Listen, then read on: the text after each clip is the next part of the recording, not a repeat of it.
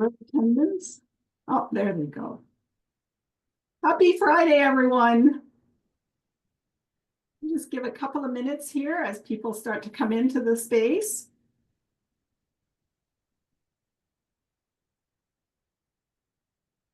Well, welcome, everyone.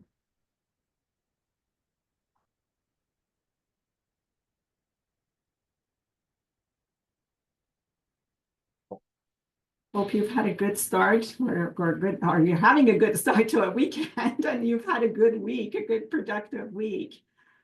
So there's still people coming into the room. So just give me one more minute perhaps, and we will get started.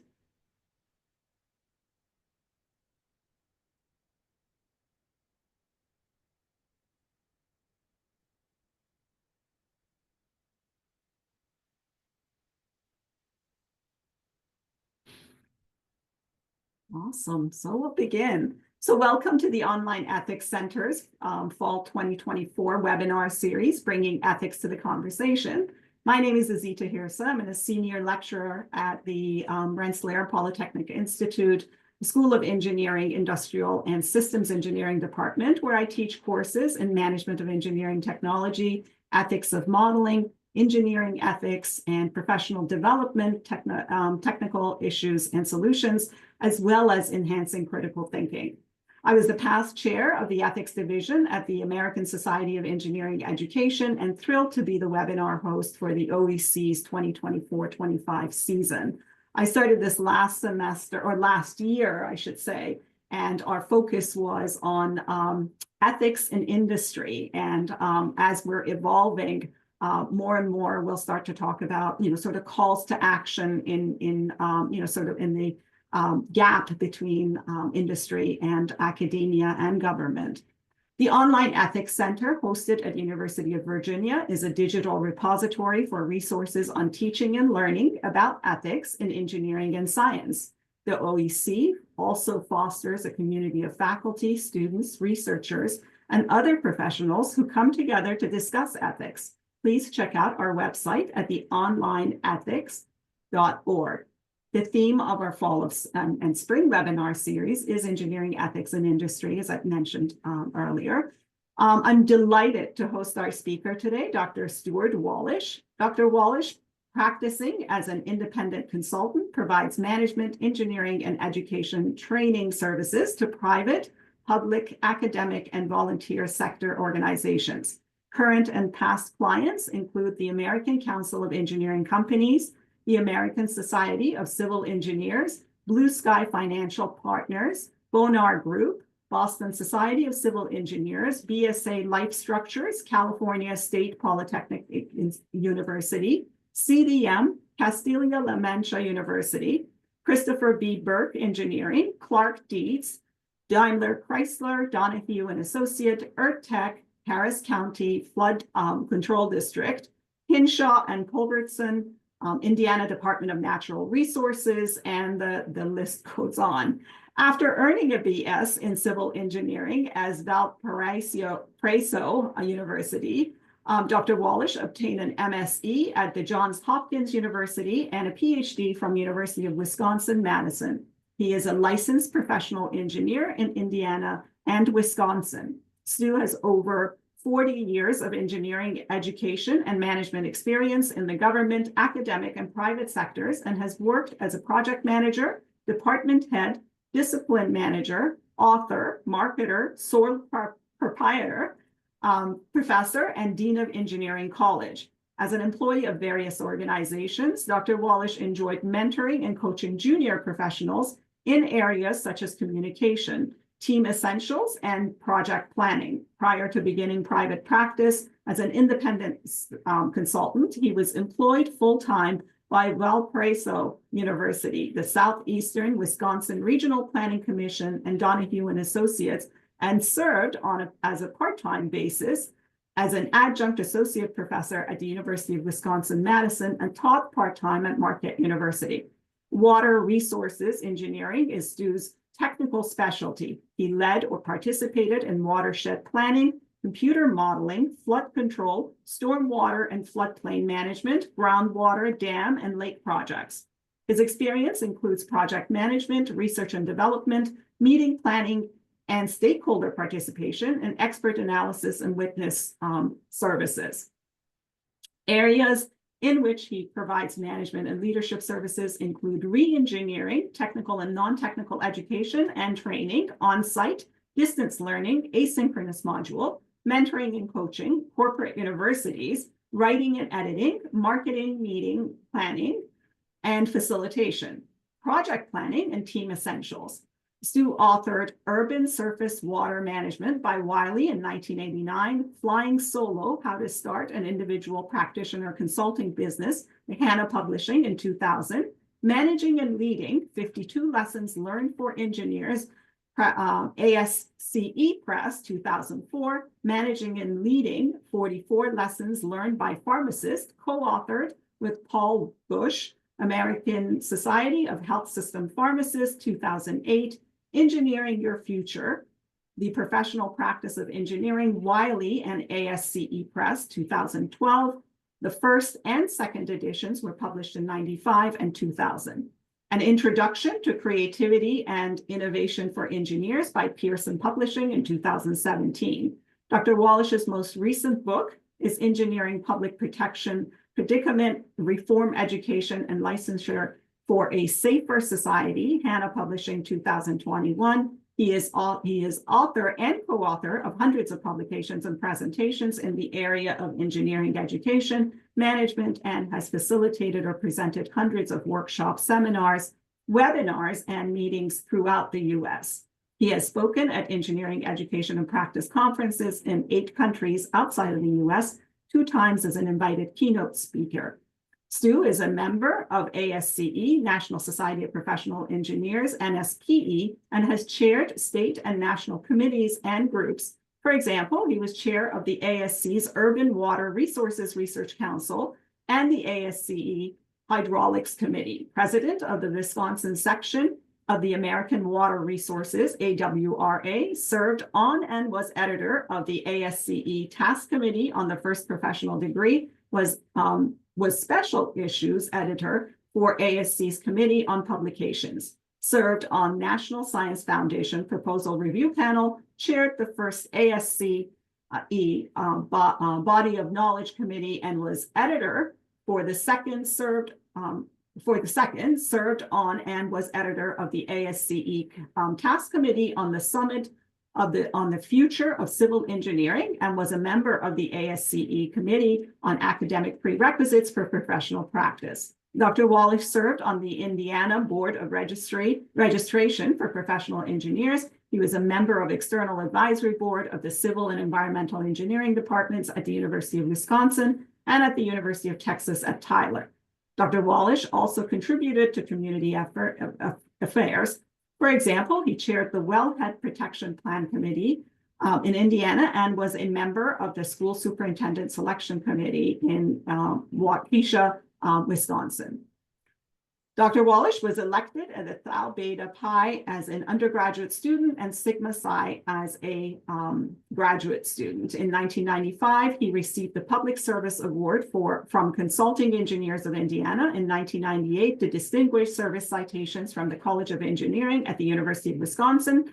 And in 2003, the Excellence in Civil Engineering Education Leadership Award presented by the ASCE Educational Activities Committee. In 2004, he was elected a distinguished member of the ASCE. In 2005, he was elected a diplomat of the American Academy of Water Resources Engineering. In 2007, he was named Engineer of the Year by the Indiana Society of Professional Engineers and received Distinguished Service Award from NSPE. In 2008, he received the William H. Wisely American Civil Engineers Award from ASCE, Leadership in Promoting Civil Engineering as a Profession. In 2009, he received the George K. Wadlin Distinguished Service Award from Civil Engineering Division of the American Society of Engineering Education. In 2010, he was named Fellow of the National Society of the Professional Engineers. In 2013, he received the Alumni Achievement Award from Valparaiso University. In 2014, he received the Thomas Morris Leadership Award from the Indiana Society of Professional Engineers, and in 2016, he received the Glenn Martin Practitioner Service Award from the Civil Engineering Division of the American Society of Engineering Education. And I have to tell you, his last book, or latest book, is actually a book on engineering communication in engineering that I actually use in one of my classes. And I believe that's a Wiley publication. After Dr. Walsh's talk, we will take questions. To ask a question, please type in the Q&A box at the bottom of your screen rather than the chat box, and I'll read it to him. Audience members will not be able to use their mics or their cameras. Dr. Walsh, thank you so much for being with us. And oh my goodness, what a rich, rich career you've had. I tell you, I want you to be my mentor. Thank you for being with us.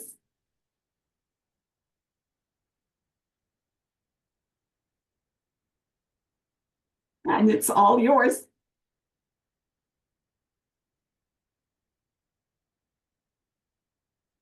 Thank you, Azita, for that introduction. And it's really my pleasure to have this opportunity to share some of my ethics thoughts. And hopefully you all will do the same. I have a two-part purpose in this presentation.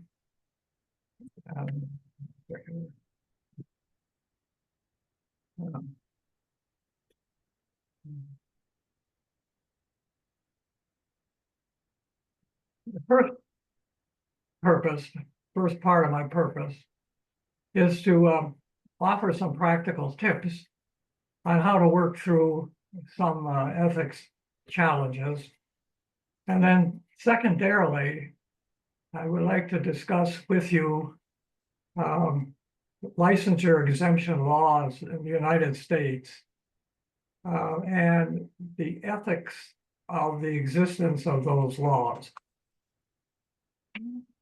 We need a definition for ethics, and I think we all have our favorites.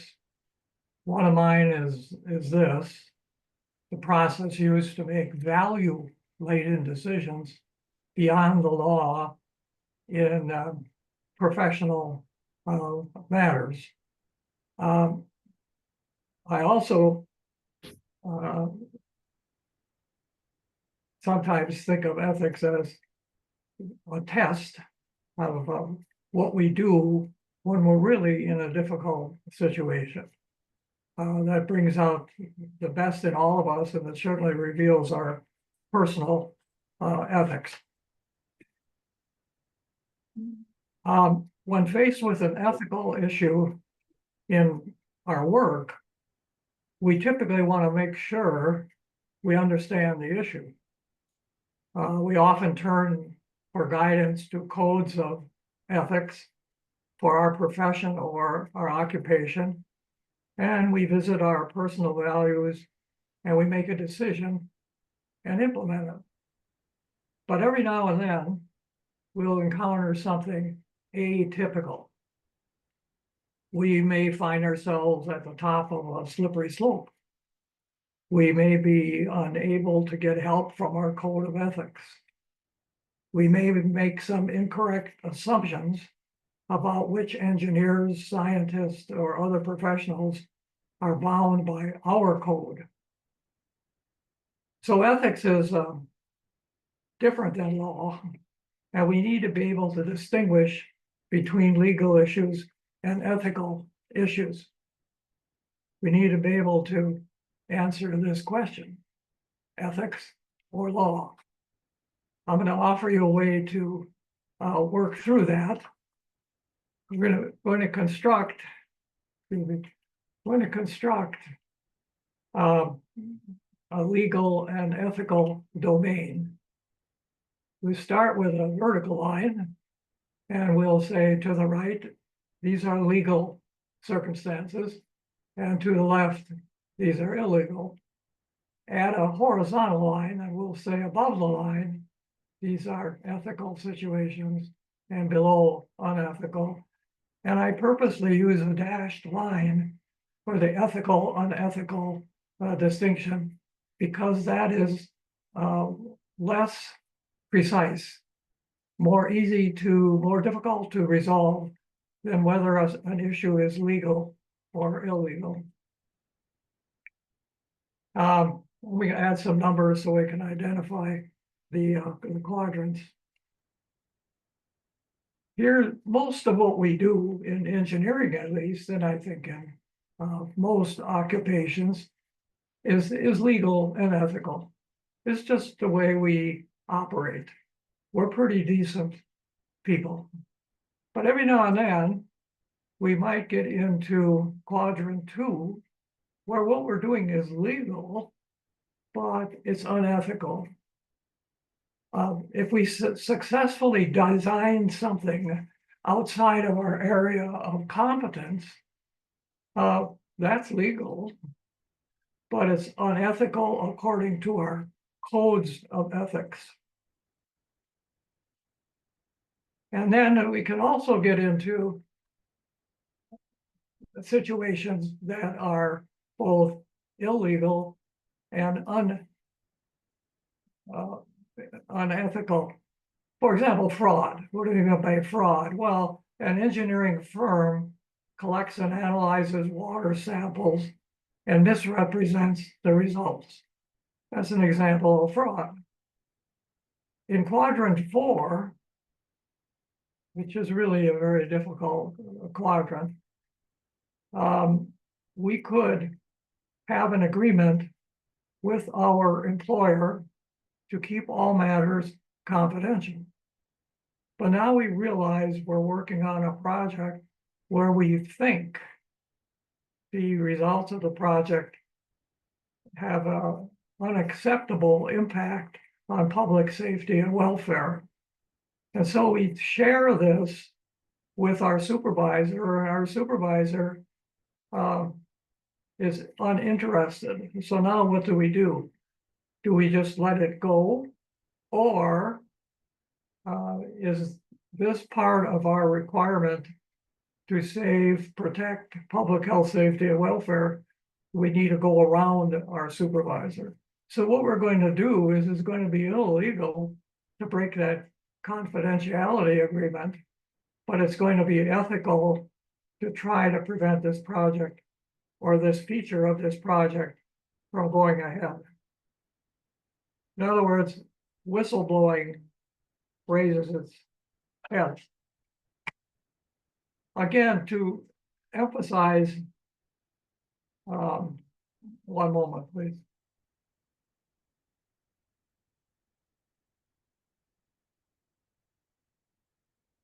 Oh, I gotta get right there.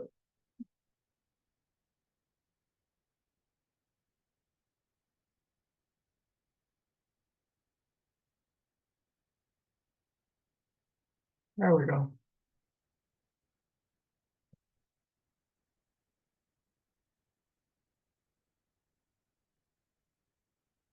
Sorry about that. I want to use this slide to emphasize, so that we don't get negative, how most of what we do in engineering and science is legal and ethical. That's where we all are most of the time. But we're tempted to sometimes cut corners, and we might slip into quadrants 2, 3, or 4. So what do the quadrants do for us? Well, they help us work through issues. We ask ourselves, is this option we're considering right or left of the legal line? Is it above or below the ethics line? I think you will find the quadrants useful. I have. Now something surprising. Almost half of practicing engineers in the US are not bound by ethics codes. Well, how can that be? This vertical bar over on the right represents the approximately 1.7 million US engineers. And the bottom 20% tells us that 350,000 of them are licensed engineers, licensed by the states. And they are bound by 2 ethics codes, typically. they're bound by the ethics code stipulated by the state, and they're bound by the ethics code associated with their professional society. If we go up to the second category, unlicensed engineers who belong to professional societies, they are bound by the codes of their professional society, but because they're not licensed, they're not bound by the state code. On the top, we have 40% who are unlicensed engineers who do not belong to professional societies. So they're not bound by any widely accepted codes. It's possible they have an employer code that they're expected to honor. What are the consequences of having only 20% of American engineers being licensed? I'll get to that. But the question is, why so little interest in licensure? There are various reasons for this. I'll share one with you. It has to do with ABET. ABET is the organization that accredits undergraduate engineering programs. They have 29 programs to keep track of. They range from almost A to Z. They range from aerospace engineering to systems engineering. Well, that would seem to be a tremendous opportunity for making sure that graduates understand the purpose of ethics and the process used to carry out that primary charge to engineering of protecting health, safety, and welfare. Unfortunately, only 2 of the 29 engineering programs are required to teach the purpose of licensure and the process to achieve it. And those 2 programs are civil engineering and construction engineering. Therefore, it's possible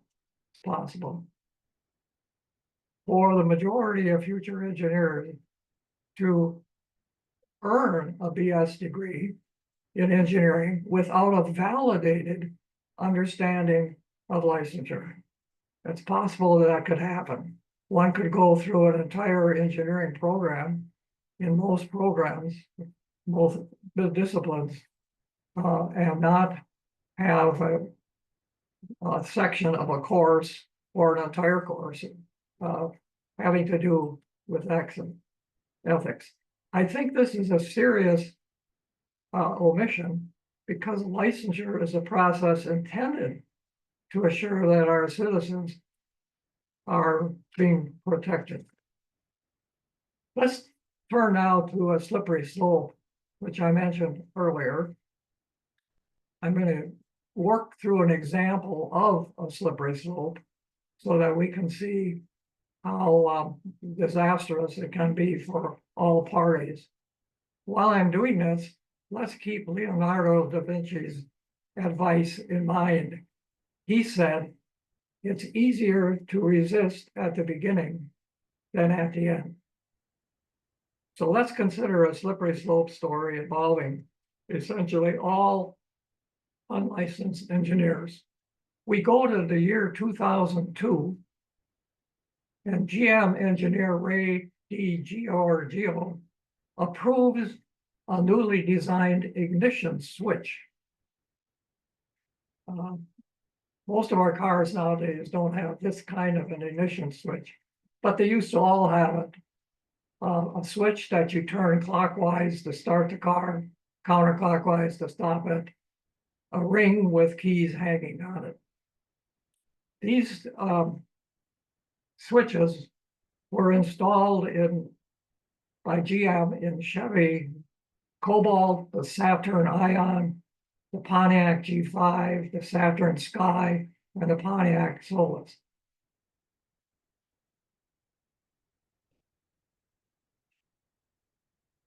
So what's the issue with them? GM began to get reports that drivers were accidentally turning off the ignition while they were driving. Well, why would they do that? It was happening accidentally. Maybe their knee hit those hanging keys and the switch was turned counterclockwise and shut off.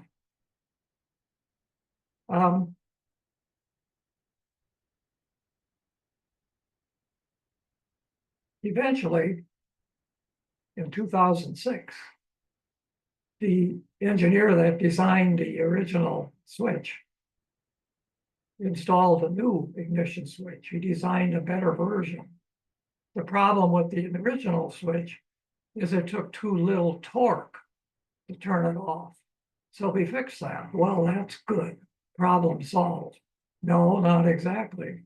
He did not assign a new number to the switch, and therefore there was no automatic requirement to issue a recall on the cars that were now in service with the faulty switch.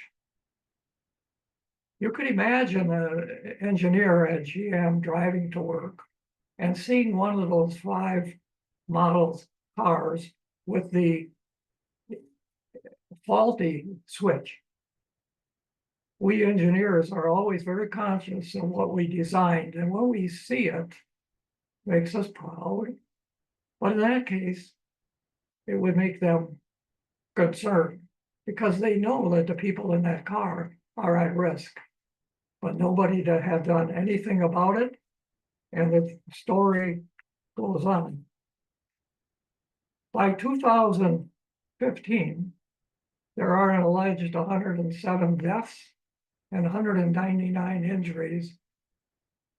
And now they are recalling 2.6 million vehicles. The person who studied this disaster at GM tells us that the cost to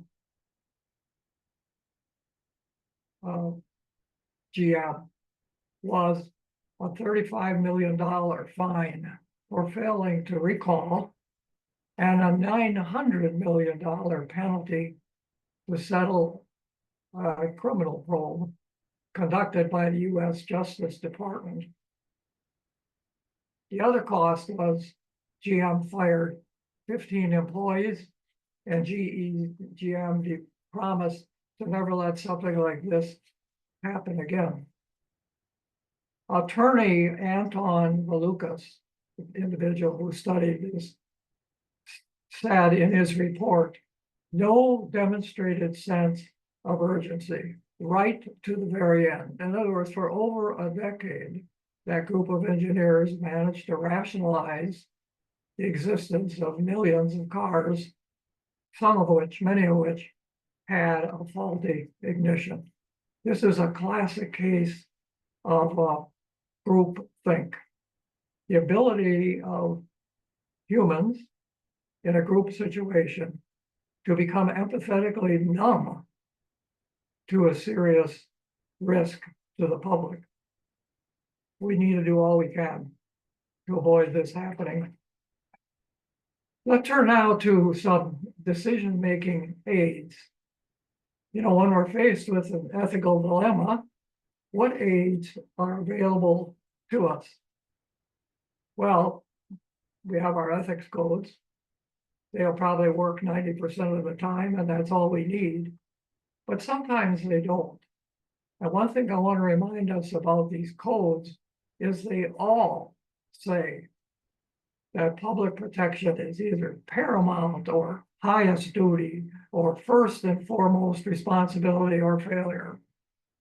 To a code, they all say that. That's dozens of codes out there. Quite clear what we're expected to do. So sometimes we need more guidance.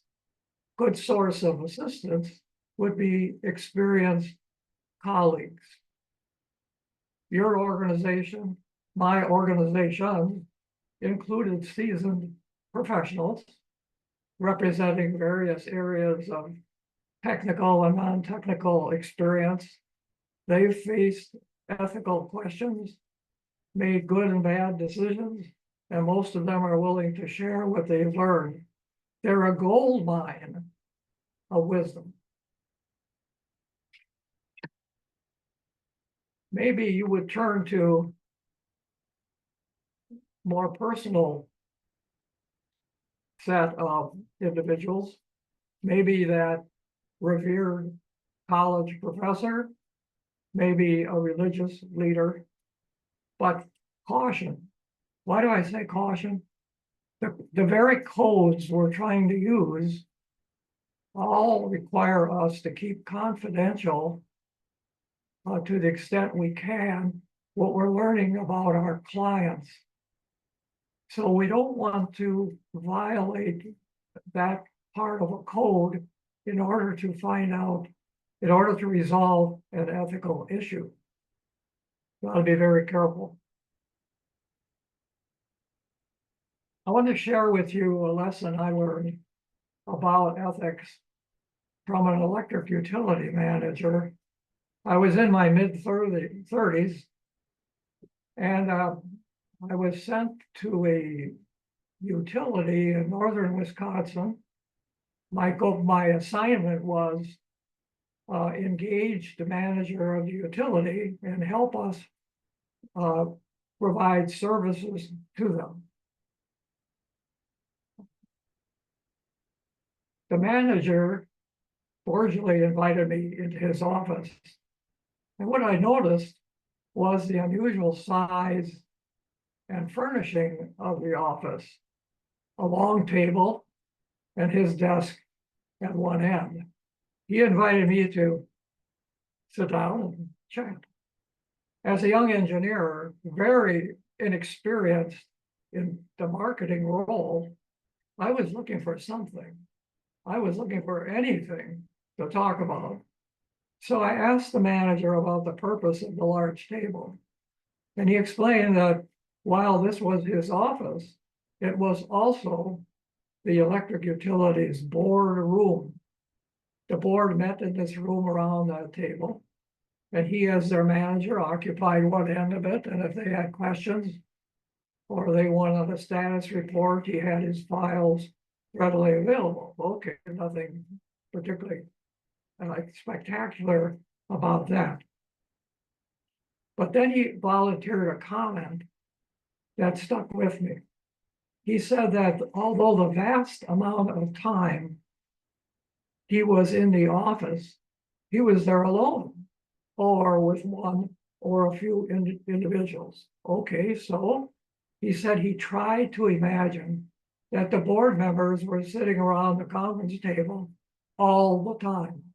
They watched and they listened in his imagination as he talked with individuals, spoke on the telephone, did his daily work.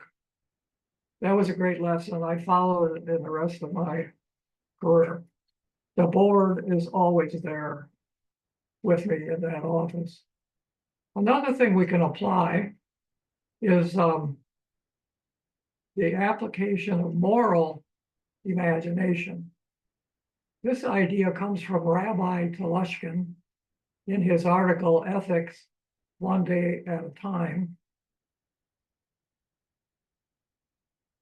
According to Telushkin, moral imagination is this ability to think through implications of our actions, particularly as to how they affect others. Take the long view. Give you an example of someone who did not take the long view. Lee Atwater was the highly aggressive manager of political campaigns, including George H.W. Bush's successful 1988 presidential campaign. Atwater learned that a political opponent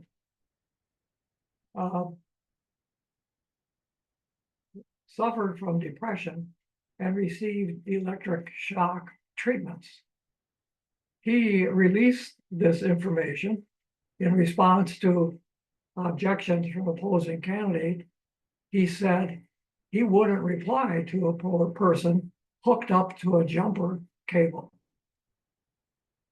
10 years later, Atwater was dying of an inoperable brain tumor and apparently realizing the evil that he had done to that referenced political opponent. He wrote to him begging forgiveness. Will our decisions in ethical issues stand the test of time?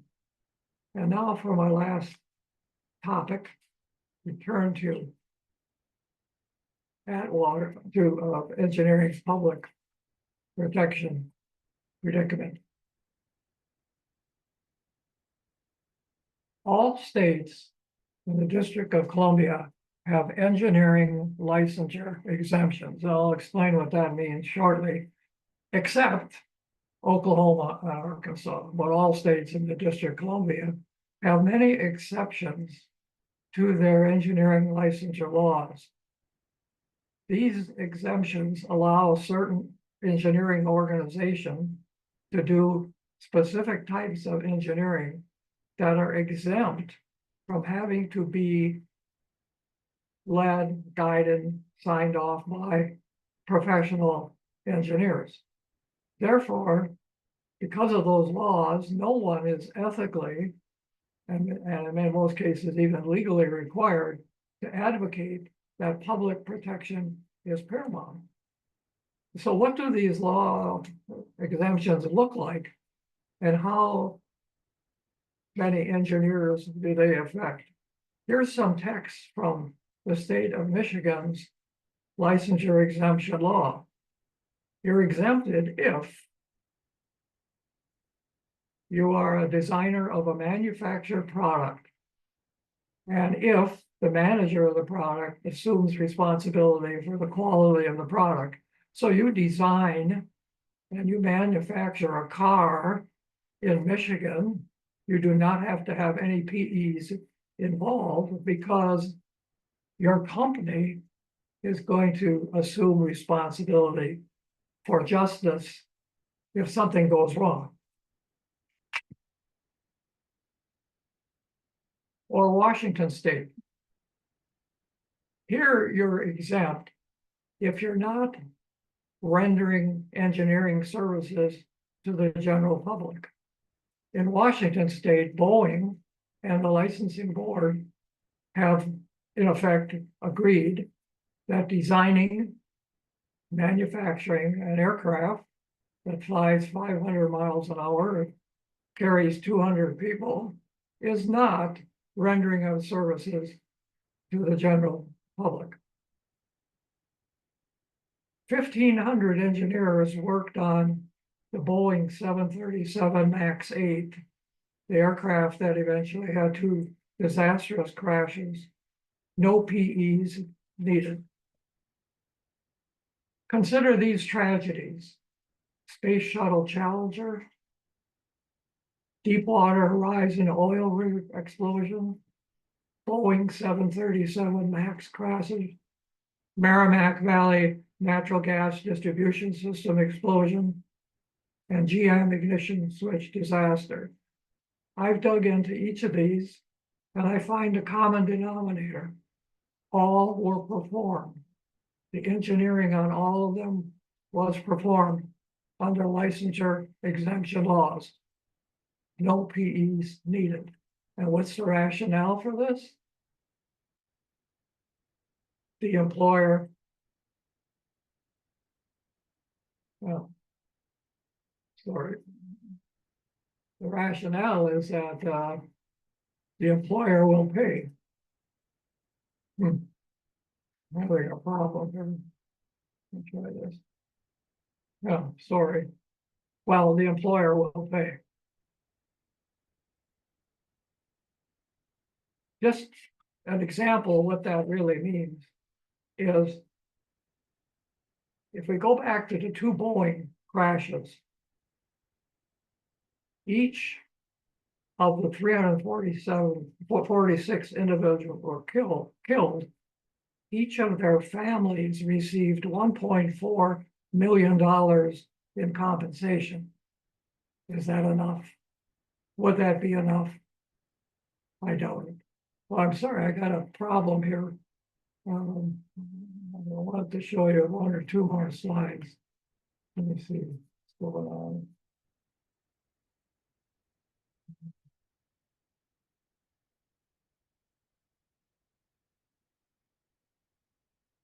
There we go. Yeah, in other words, the policy we have with licensure exemption laws is that the employer promises to compensate, but that's like closing the barn door after the horses are gone. And that compensation, even $1.4 million, isn't going to bring back the dead or heal the maimed or restore what was destroyed.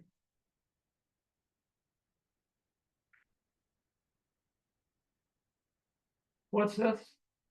For those disasters I just showed, this is the number of top executives who were tried and found guilty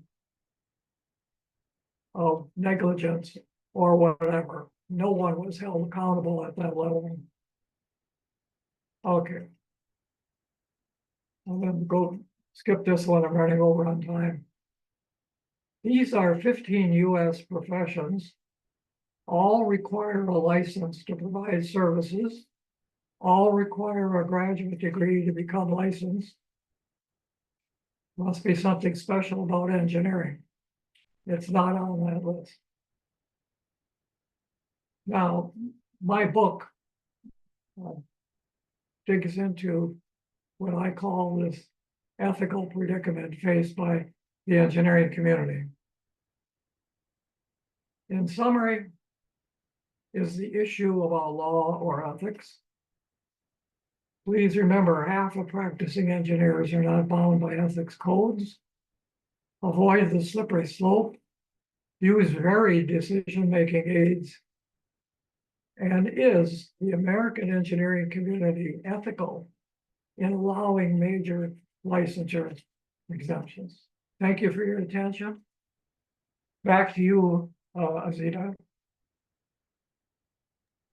Thank you so much. This was so informative, and thank you. It was very rich what you covered in such a short time. I wish we had more time to hear you talk about some of these things in detail, some more about some of the other things that I have a lot of questions, but we have 6 questions from the audience, which I'll read to you.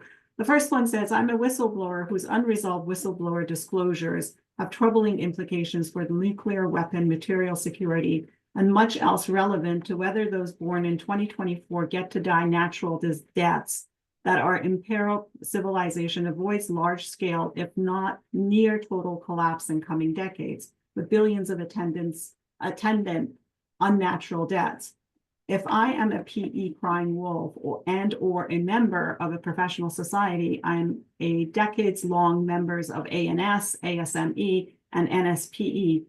Do not other PEs or members have a duty to file professional misconduct complaint against me? If I am not an engineer crying wolf, then do they have any duty to do other than bystand and say good luck? Yeah, you're mentioning natural gas. You're probably stimulated by the Merrimack Valley explosion. Am I correct? When Merrimack Valley natural gas system explosion occurred, the National Transportation Safety Board came in and examined what had happened. And of course, they found there was no PE in charge. They then worked with NSPE, and they learned that at that time, 30 states exempted the design and construction of natural gas systems from having to be guided by an engineer, a PE, a professional engineer. Is that the concern? I'm not sure I heard you completely. Yeah, there's other parts to this. The next question is, do not, and it's the same person, do not lawyers have a positive duty to advise their corporate or government agency clients to not require a PE licensure for their engineers to avoid creating a situation where those engineers, one, have a legal duty to blow whistles, two, can claim public policy exemption to at-will employment doctrine if they are fired or demoted for their whistleblowing, and three, have the professional autonomy and duty that PE licensure creates.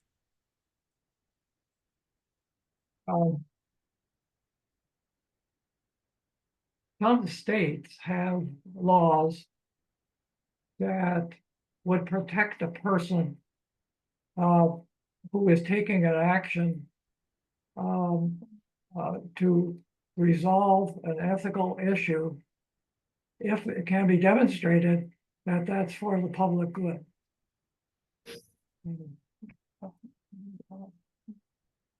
Well, that's about the best I can do. I'm sorry.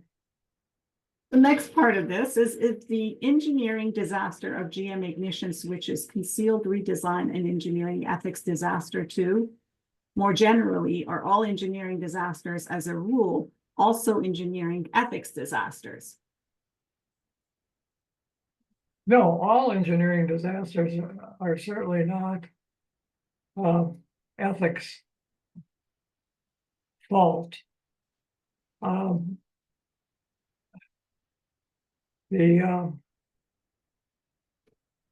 issue is really to what extent can we learn from disasters? Books have been written about that.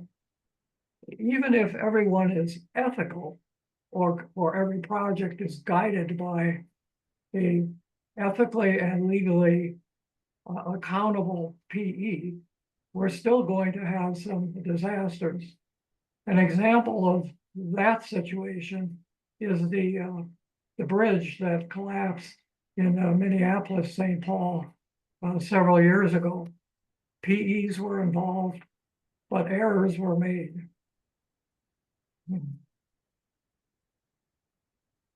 By any engineering ethics code and or rules of professional conduct for PEs, if it is illegal, is it unethical by definition?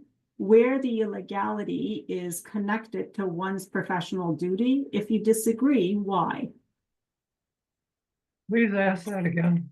Sure. By any engineering ethics code and or rules of professional conduct for PEs, if it is illegal, is it if it is illegal, it is unethical by definition, where the illegality is connected to one's professional duty. If you disagree, why?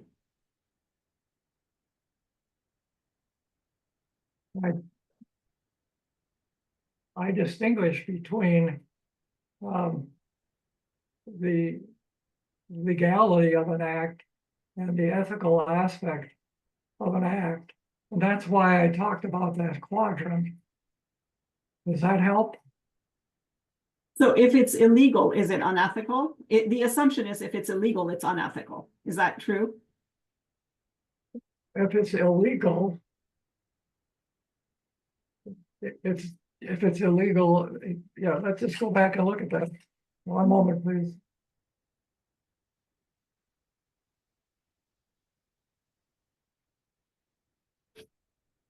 If it's illegal, it could still be ethical.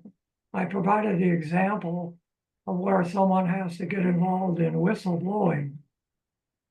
And when they blow the whistle, if they had a confidentiality agreement with their employer, it's illegal to break that agreement.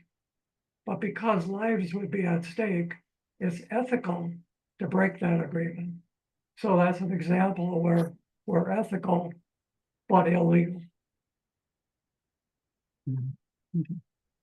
The next question is from Christopher Lehman. In STEM fields, we typically structure ethics education around the responsible and ethical conduct of research, RECR, and such efforts are typically targeted only to graduate students involved in research. that is, to meet requirements for those on NSF funding?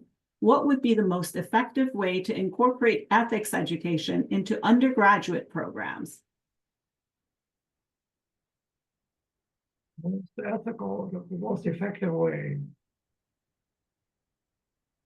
Well, certainly we could talk about ethics across the curriculum. Just as a decade ago or so ago, we talked about writing across the curriculum. We have to do more than have, say, a lecture on ethics. We could bring, when we're describing an engineering project, we could search for the ethical issues that arose and share those with the students. There's the example of the office building in New York City, where the design engineer realized after the building was constructed that he erred in his structural design, and he took action to correct that. I would think that story is very powerful witness to how powerful or how effective ethics when viewed as a process can be. So in other words, every engineering project that's completed probably has numerous ethical issues that arose during its progress, and those ethical issues can be sought out and shared with the students. A related question, RECR education programs emphasize topics including fabrication, falsification, plagiarism, effective data management, and healthy work environments free from bullying and harassment. Concepts you've mentioned, such as professional competence, are not typically included, nor do many STEM fields have related codes of conduct. Do we feel this concept is relevant to non-engineering fields? And if so, how might you suggest we instill such values in basic sciences? Ask that last part again, please. The question, do we feel this concept is relevant to non-engineering fields? And if so, how might you suggest we instill such values in basic sciences? I just had an article here. Yeah.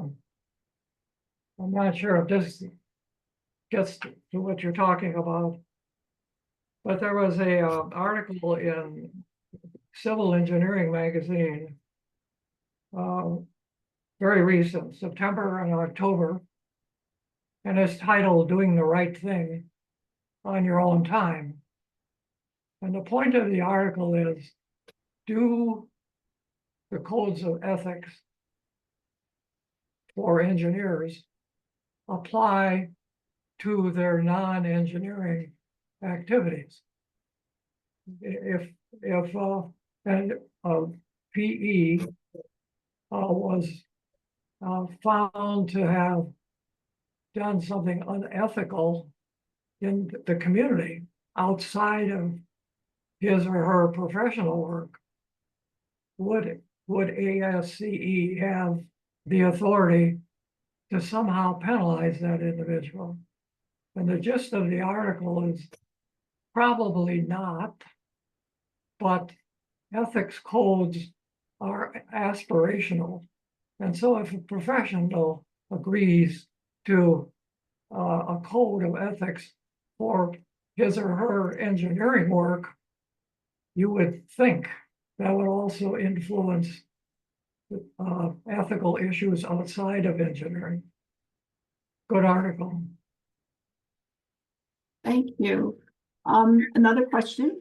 For PEs, they are required to hold paramount the public health, safety, and welfare in the performance of professional duty, which includes a positive duty to blow whistles when necessary to do so. So if there is a confidentiality agreement involved, its legal requirements must be subservient to the whistleblowing duty or we have law fighting law. Agree or disagree? I'm sorry, I'm having a little hard time. Yeah, I can read it again. For PEs, they are required to hold paramount the public health, safety, and welfare in the performance of professional duty, which includes a positive duty to blow whistle when necessary to do so. So if there is confidentiality agreement involved, its legal requirements must be subservient to the whistleblowing duty, or we have law fighting law. Agree or disagree? Not sure I understand the issue. Sorry. So, the next question, coming from the same person, should PEs then require any confidentiality agreement to contain a clause for whistleblowing? Again, please. Should PEs then require any confidentiality agreement to contain a clause for whistleblowing?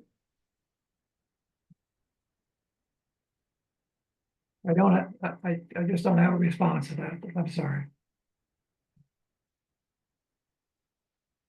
Oh no, we have one more question from the same person. If the ASCE Code of Ethics clauses contain shall, that clause is not aspirational, while should clauses are aspirational. Is that correct? Is what, please? If the ASCE Code of Ethics clauses contain shall, that clause is not aspirational, while should clauses are aspirational. Is that true? Do you agree? Yeah. Should, you're talking about the difference between should and shall. That's the concern. Yes. To me, should means it's required. Shall means it's a strong suggestion.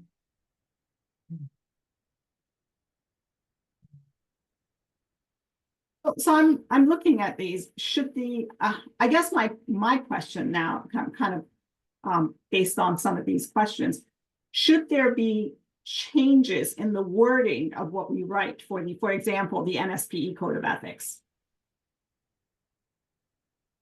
Well, we should obviously we write very correctly, articulate what's expected and what's suggested.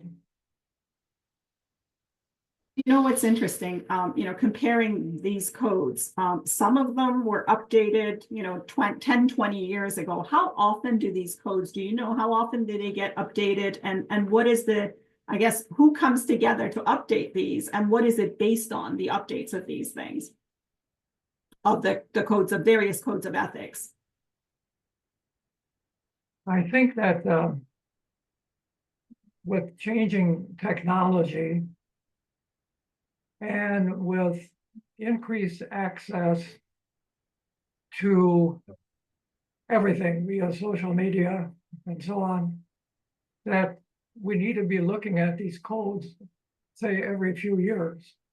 ASCE did an update a few years ago, but had probably been a decade or more since it had been last updated.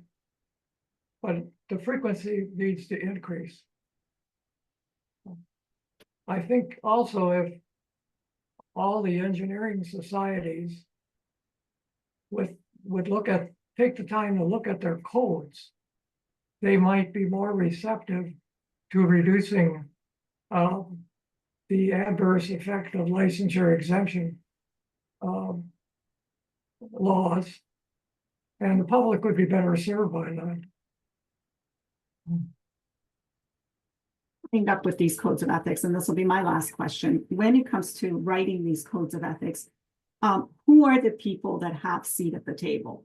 Who's involved? Are they professional engineers? Are they academic engineers? How do these decisions get made? Is it negotiation amongst engineers? I mean, what part does industry play in the discussions? Within ASCE, on all matters, they typically already have a committee, like a licensure committee, or they create a task force and give it a specific charge. And then when the key in the process is have a good representation of the various segments of the civil engineering community. So for example, make sure some academics are on that task force or that committee. Make sure somebody from some government employees are. Make sure the private sector is well represented.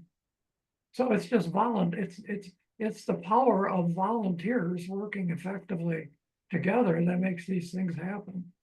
And having been involved in that, there's a tremendous amount of time involved because ultimately you're coming down to paragraphs, sentences, words that any one of which can take an hour of discussion of a group, but they have to be resolved.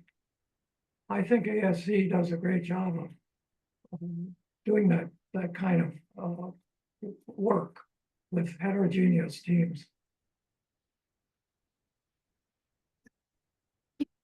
We're at 12 o'clock and I want to thank you and I want to thank Dr. Rosalind Byrne and as well as our coordinator, Tracy Marshalls, who's was able to help us on the backside of all of this and is always there to support us. And again, our director, the director of the OEC, Dr. Rosalind Byrne. So, and thank you for being here, sharing your morning, your afternoon with us.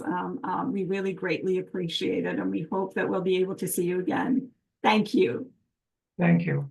All right. Have a great day, everyone. Thank you for joining us. Bye-bye.